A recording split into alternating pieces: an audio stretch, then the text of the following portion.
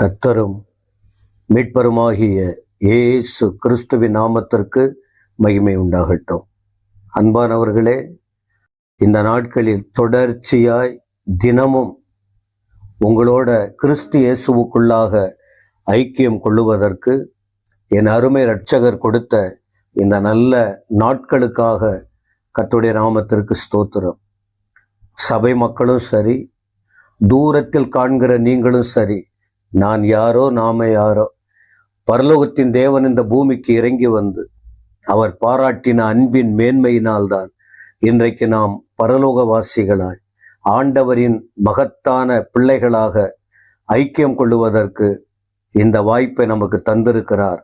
அந்த தொடர்புக்காக தேவாதி தேவனை நான் துதிக்கிறேன். நேற்று உங்களுக்கு நான் அறிவித்ததை போல 40 நாட்கள் தபசு நாட்கள், லண்டன் டேஸ். இது நாம் அனுசரிக்கிற விதம், உணர்வு என்னவென்றால், மாத கணக்கில், வார கணக்கில், வருட கணக்கில் பாவத்திலிருந்து விடுதலை பெற முடியாமல் நன்மை செய்ய வேண்டுங்கிற விருப்பம் இருக்கு. ஆனா முடியாம போராடுகிற சமுதாயம். ஆனா இப்படிப்பட்ட வார்த்தைகளை சொல்லவும், கேட்கவும், தியானிக்கவும் ஒப்பு கொடுக்கும் போது மணவாளன் இயேசு, ஜீவனை கொடுத்த இயேசு, 2000 ஆண்டுக்கு முன்ன நம்மை தேடி வந்த ஆண்டவர் தன் உயிரையே கொடுத்தாரே, அதை மீண்டும் ஒரு முறை நினைத்து பார்க்கும்போது அவர் விரும்புகிற அளவுக்கு, ஓரளவுக்கு அவர் சன்னிதானத்தில் கிட்டி சேர்ந்து அவரை பிரியப்படுத்த முடியும், அவரை நேசிக்க முடியும் என்ற உணர்வில் ஆன்மீக கிளர்ச்சி, உயிர் மீட்சி, உள் உணர்விலே ஆண்டவருக்காக வாழ வேண்டும் என்கிற தீர்மானம். போதும், இந்த உலகத்துல இவ்வளவு மோசமா வாழ்ந்திருக்கோம், இனி ஆண்டவருக்காக வாழணும், அவர் வருகையில் போய் சேரணும் என்ற உணர்வை கிளறி விடும்படியாக தான் இந்த தியான கூட்டத்தை நாம் நடத்தி கொண்டிருக்கிறோம். நேற்றைய தினத்தில் சாம்பல் புதன் என்று தொடங்கினோம். நான் சொல்லப்பட்ட வார்த்தையை நீங்கள் கேட்டீர்கள். நாளைக்கும் இந்த தொடர்ச்சியாக இந்த செய்திகள் உங்களுக்கு சுருக்கமான நிலையில் வரும். இப்ப எனக்கு நான் ஜெபம் பண்ணின யோசித்தேன், அதிகமா இரட்சகர் இயேசுவை குறித்து அதிகமா உச்சரிக்கணும் என்று பார்க்கும்போது மார்க்கு எழுதின சுவிசேஷம். இதை நாங்கள் கிரேஸ் டெலிவிஷன்ல நாங்கள் ஊழியர்கள்லாம் சேர்ந்து நாங்கள் இதை வசனமா நாங்கள் ஆராய்ந்து பார்த்திருக்கிறோம். அதை உங்களுக்கு நாங்கள் அனுப்பி இருக்கிறோம். மார்க்கு சுவிசேஷம் முழுவதையும் நீங்கள் படிக்க வேண்டுமானால் இதை நாங்கள் அனுப்பி இருக்கிறத பார்த்தீங்கன்னா கற்றுக்கொள்ள முடியும். கர்த்தருடைய நாமத்திற்கு ஸ்தோத்திரம்.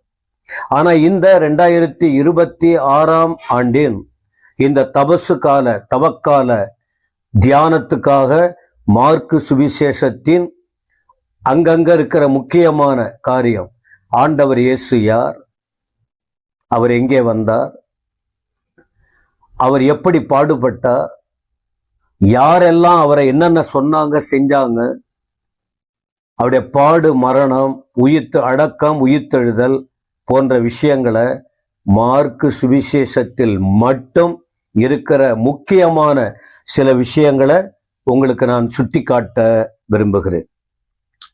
இந்த மார்க்கு சுவிசேஷம் பார்த்தீங்கன்னா, மார்க்கு ஆண்டவர் அந்த புத்தகத்துக்கு மற்றவர்கள் என்ன சொல்றாங்க, ஊழியம் செய்ய வந்த உத்தமர், ஊழியம் செய்ய வந்த உன்னதர் அப்படின்னு ஒரு பைபிள்ல தலைப்பு கொடுத்திருக்காங்க. இந்த மார்க்கு புத்தகத்தை எழுதினவர் மார்க்கு, அவருடைய பேர் இன்னொன்னு யோவான். வெறும் மார்க்கு மட்டும் இல்ல, அவருடைய பெயரோடு சேர்ந்து யோவான். இதுல விளக்கங்கள் நிறைய இருக்கு. நான் சுருக்கமாக தான் உங்களுக்கு சொல்ல விரும்புகிறேன். பைபிள் ஸ்டடி போல நேரம் எடுத்து அதிகமா பேசினா நிறைய கற்றுக்கொள்ள முடியும். இது எழுதின காலம், இந்த புக், இந்த சுவிசேஷம் கிறிஸ்துவுக்கு பின் 50 to 60 காலகட்டங்கள். எங்கிருந்து எழுதினார் என்று சொல்றாங்க அப்படின்னா, ரோமாபுரியிலே, இத்தாலி, அந்த இடத்துலதான் அங்கிருந்து மார்க்கு இதை எழுதியிருக்கிறார். இந்த புத்தகம் புதிய ஏற்பாட்டுல 2வது இடத்துல வந்தாலும் புதிய ஏற்பாட்டில் இது 1வது புத்தகம் என்றும் கூறுகிறார்கள். இதுல 16 அதிகாரம் இருக்கு. 16 அதிகாரம், 678 வசனங்கள். இந்த 16 அதிகாரத்துல 678 வசனங்கள் இருப்பதாக குறிப்பிடப்படுகிறது. இந்த மார்க்கை குறித்து கொஞ்சம் யோசிக்கும் போது, இவங்க வீடு ஒரு ஜெபிக்கிற வீடு. ஜெபிக்கிறவங்களுக்கு தான் ஆண்டவர் ஏராளமான காரியங்களை கற்றுக் கொடுப்பதாக அறிந்து கொள்ள முடியும். இதை நீங்க அறிந்து கொள்ளணும்னா அப்போஸ்தலர் 12 படிச்சு பாருங்க, விளங்கும். இந்த மார்க்கு என்னும் மறுபேர் கொண்ட யோவானுடைய வீட்டில் கூடி ஜெபித்ததாக குறிப்பிடப்படுகிறது. இந்த மார்க்கு யாருன்னு சொன்னால், பவுலோடு இணைந்து ஊழியம் செய்தாரே பர்னபா, அவருடைய உறவினர் என்று கொலோசையர் 4ஆம் அதிகாரத்தின் 10-11 வசனங்களை படித்தால் உங்களால புரிந்து கொள்ள முடியும். பவுலுக்கு இந்த மார்க்கு பிரியமான குமாரன் என்று அழைக்கப்படுகிறார். 2 தீமோத்தேயு 4:11 படிச்சு பாருங்க. இந்த பவுலுக்கும் மார்க்குக்கும் இருக்கிறதான உறவு உறுதிப்படுத்தப்படும். இந்த பவுலோடும் பர்னபாவோடும் இணைந்து ஊழியத்தில் நுழைந்ததாக அந்த மிஷனரி பயணம் செஞ்சாரே பவுல், அந்த பயணத்துல கூடவே பயணித்து ஊழியத்தை செய்ததாக அப்போஸ்தலர் 13:13 பார்க்க முடியும். இந்த மார்க்கு சுவிசேஷத்தை இவ்வளவு தெளிவாய் எழுதுவதற்கு இன்னும் காரணமாய் இருந்தவர் யாருன்னா பேதுரு. ஆண்டவரோடு கூடவே இருந்தாரே பேதுரு, அந்த பேதுரு கிட்டதான் இவர் அவரோட ஊழியம் செய்ததாகவும் அவர்கிட்ட அதிகமாய் கற்றுக்கொண்டதாகவும் பார்க்க முடியும். 1 பேதுரு 5:13 நீங்கள் படித்து பார்த்தால், இந்த மார்க்க பற்றி நீங்க சொல்லணும்னா ஒரு வார்த்தை சொல்றாங்க, பேதுருவின் நினைவலைகள். பேதுருக்கிட்ட என்ன இருந்தது? அந்த நினைவாற்றலை வெளிப்படுத்தி அவர்கிட்ட அதிகமாய் கற்றுக்கொண்டு இந்த மார்க்கு சுவிசேஷத்தை எழுதியிருக்கிறார். அப்ப இதற்குள்ள இருக்கிற விஷயத்தை நாம் பார்க்கும்போது, முதல் வசனம் பாருங்கள், தேவனுடைய குமாரனாகிய இயேசு கிறிஸ்துவினுடைய சுவிசேஷத்தின் ஆரம்பம்.